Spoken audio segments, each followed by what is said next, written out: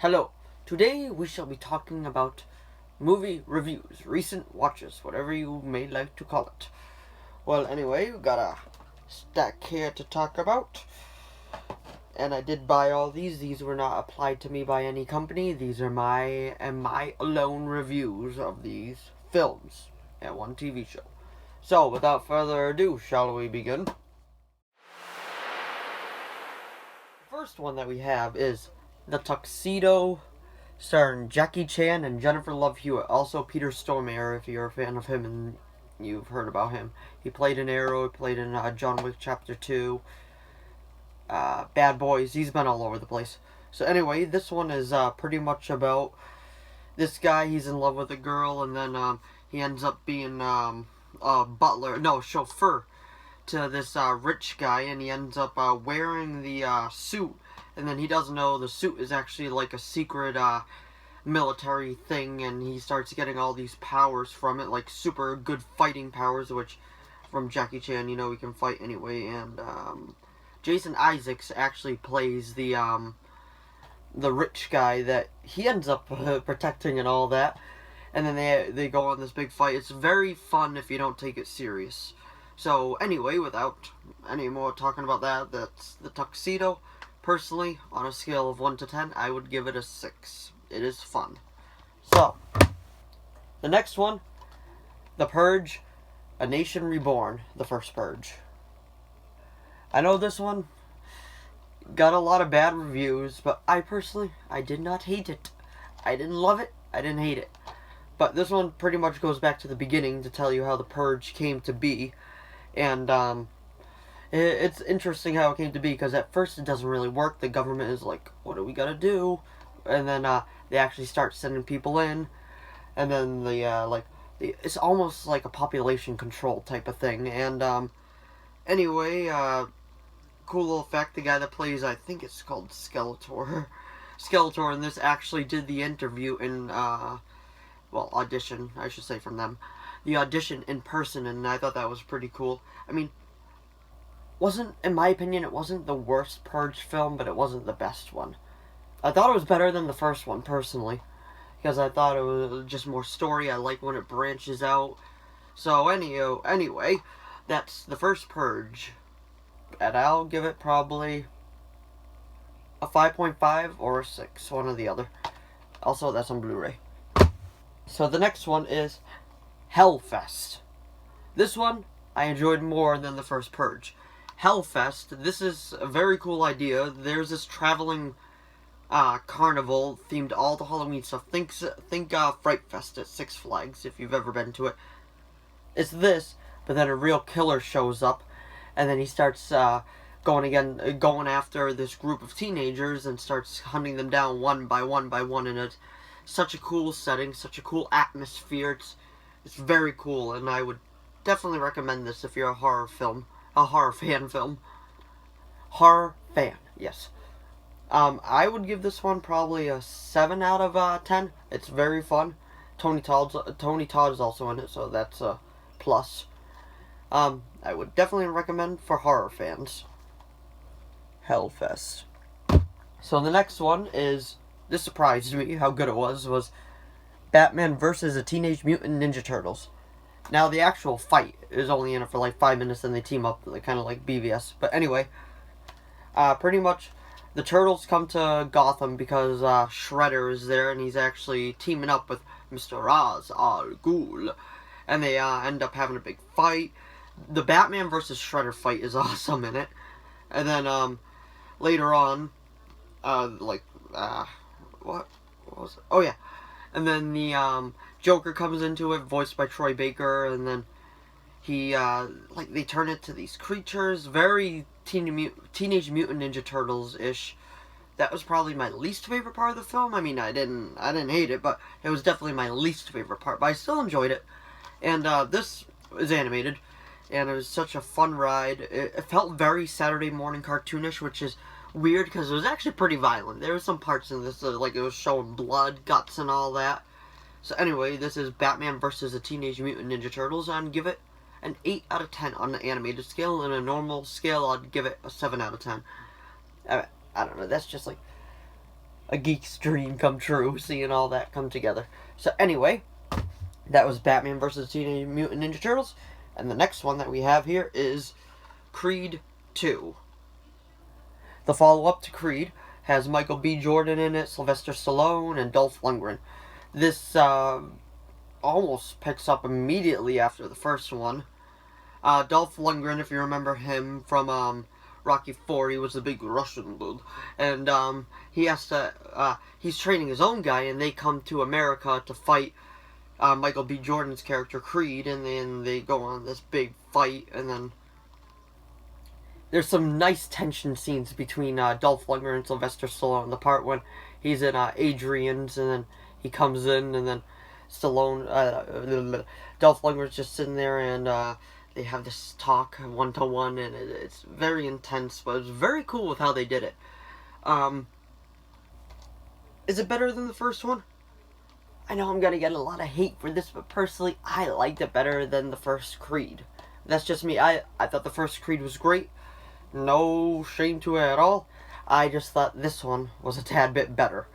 And, it was certified fresh on Rotten Tomatoes, even though that doesn't matter to me, because I don't care about Rotten Tomatoes at all. I would definitely recommend this one. I watched it with one of my friends, and he actually said he liked it a lot too, so it's fun. And, that's Creed 2. That's pretty much the main synopsis of it. It's a very straightforward film, but hey, sometimes those are the best kind. So next is a horror comedy called Scout's Guide to the Zombie Apocalypse. Don't take this one serious, and if you don't take it serious, you're gonna have a very fun time with it. It's over the top, it's gory, there's scenes that just make you cringe in it, and the actors are pretty good. This has a kid from Ready Player One in it. Pretty much what happens, there's this guy at the beginning, a janitor cleaning probably the CDC. You didn't really find out, I don't think so. So anyway, he's cleaning the CDC, and then he goes into the lab section, and he's like, I just gotta clean. So he cleans, and he comes across this guy on a bed, and then he walks over to him, and then the guy on the bed comes to life and just starts throwing him around like a rag doll, and then he ends up killing him, and then that's how the zombie apocalypse starts. And these two kids, the two main stars, they're scouts, but they want to leave scouts, and their friend, which name escapes me, it was an odd name, it began with an A, I want to say, but anyway, Augie? Yeah, Augie, that was his name. So, he's still in scouts, but the other two want to leave scouts, and then they end up meeting up with this girl, and they all have to band together. It was like, oh yeah, there's zombie cats in it too. It's like Zombieland, but I think Zombieland did it a bit better. But this was still really fun. I would definitely give it a 6 out of 10, and I would recommend it if you like comedies, if you like horror, if you like zombies. It definitely deserved its R rating. Definitely. So, Scout's Guide to the Zombie Apocalypse. So the next one is Escape Plan, The Extractors. Also known as Escape Plan 3. This is a much better follow-up to the first one than the second one. I know the second one had tons of problems. It just wasn't a good movie. I enjoyed it a little bit. I liked the fights in it, but besides that, it was not a good movie. So anyway, this is Escape Plan, The Extractors. It has Dave Bautista and Stallone in it, and Curtis Jackson for probably about 3 minutes at most. Stallone has a much bigger part in this than he did in the second one. But Arnie still, I am not gonna return. So he does not return. But anyway, this one is pretty much just following the, Stallone said he wants to be done with prisons, and, then his girlfriend gets kidnapped by this, crazy guy that locks him up inside of, the biggest desert prison. They didn't really explain the prison too well, but anyway, I know. Escape Plan is all about prisons, but they didn't really explain it too well. But anyway, he's down there, well, she's down there, and he has to go after her, and they team up with some other guys that, at the beginning, you saw their leader get kidnapped, so they have to go save her. They team up, and I think this was a fun film, definitely better than the second one. I'm doing my best to review these without spoilers, so that's why, I'm jumping back and forth with certain things. So anyway, Escape Plan, The Extractors, I'd give it a 6 out of 10. Not as good as the first one, much better than the second one. But this definitely, I think, is the last one in the series. That's just me, I think it is. But no one's still alone. Another one could come out in probably like 10 years. He'll still be around then, you know he will. So anyway, that is Escape Plan, The Extractors, 6 out of 10. And I would recommend if you liked the first one. So anyway, the last one that we're here to talk about is a TV show.